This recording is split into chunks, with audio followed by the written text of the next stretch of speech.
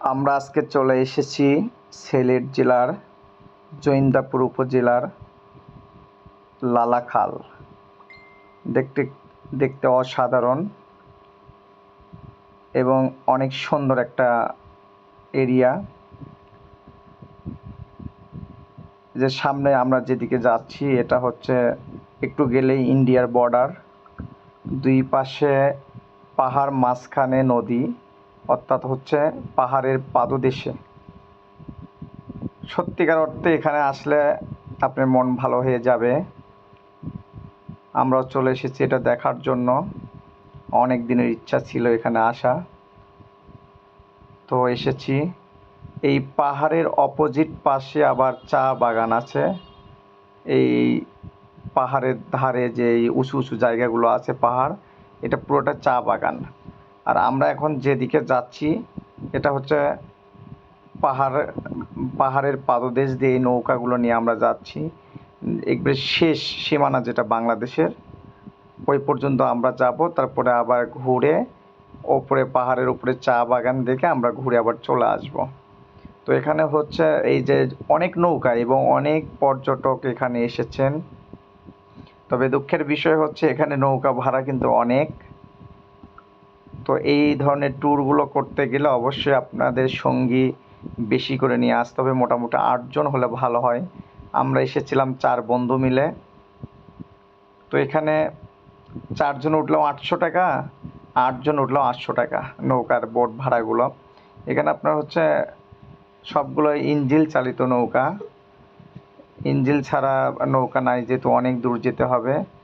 তো নৌকাতে বসে আমরা এটা উপভোগ করেছি এবং সত্যিকার অর্থেই অনেক সুন্দর এই লালাখাল। আর পাশে হচ্ছে বিজিবির ক্যাম্প আছে, ওই পাশে হচ্ছে বিএসএফের ক্যাম্প আছে। আর একটা সীমারেখা দেওয়া আছে, সীমারেখার ওই পাশে যাওয়া সম্ভব না, যার জন্য আমাদেরকে ওই পর্যন্ত নিয়ে যাওয়া হয় নাই। আমরা অল্প একটু পরে আমাদের এই নৌকাটা সাইড করবে। সাইড করে ঠিক পাহাড়ের পাশে যেটা রাস্তা আছে চলাচল করার জন্য, চা বাগানে যাওয়ার জন্য, সেখানে নিয়ে যাবে। এই যে ঘুরানো হচ্ছে নৌকাটা, এই নৌকাটা ঘুরান শেষ হলে আমরা ওই সাইডে যেয়ে বসবো। সত্যিকার অর্থে যারা ভ্রমণ পিপাসু, যারা সিলেটে আসবেন অবশ্যই এই জায়গাটা ভ্রমণ করবেন। আমাদের কাছে অসাধারণ লেগেছে এবং সত্যিকার অর্থে অসাধারণ লেগেছে। তো আমরা মোটামুটি ঘুরেছি এবং এখানে মোটামুটি সব কিছুরই দাম বেশি।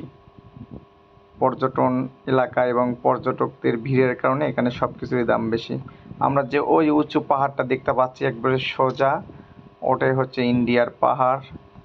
আর ওই পাহাড় বেয়ে অনেক ঝর্ণা আসতেছে পানি। এই যে আমরা একটা পতাকা দেখতে পাচ্ছি, এরপর থেকে হচ্ছে ইন্ডিয়া। এখন আমরা যেটা দেখাচ্ছি এটা পুরোটাই হচ্ছে ইন্ডিয়া। আমরা আছি অবশ্য বাংলাদেশে, কিন্তু ভিডিও হচ্ছে ইন্ডিয়াতে। যে নৌকার সর্বশেষ যেটা নৌকা দেখা যাচ্ছে ওই পর্যন্তই। এখন ওই সব নৌকাগুলো ওখান থেকে ঘুরে আবার বাংলাদেশের ভিতরে চলে আসবে, কারণ ওই এরিয়াতে এখন ঢোকা সম্পূর্ণ নিষেধ। একটা সময় নাকি ঢোকা যেত, আমরা শুনেছি যিনি নৌকা চালাচ্ছেন ওনার কাছে থেকে। তো বর্তমানে ওইদিকে একেবারেই ঢোকা নিষেধ। এই যে দুই পাশে পতাকা দেখা যাচ্ছে ওই পর্যন্ত এরিয়া। ছোট্ট ছোট্ট দেখা যাচ্ছে অনেক দূর থেকে জুম করা, এই জন্য। তো ভালো লেগেছে।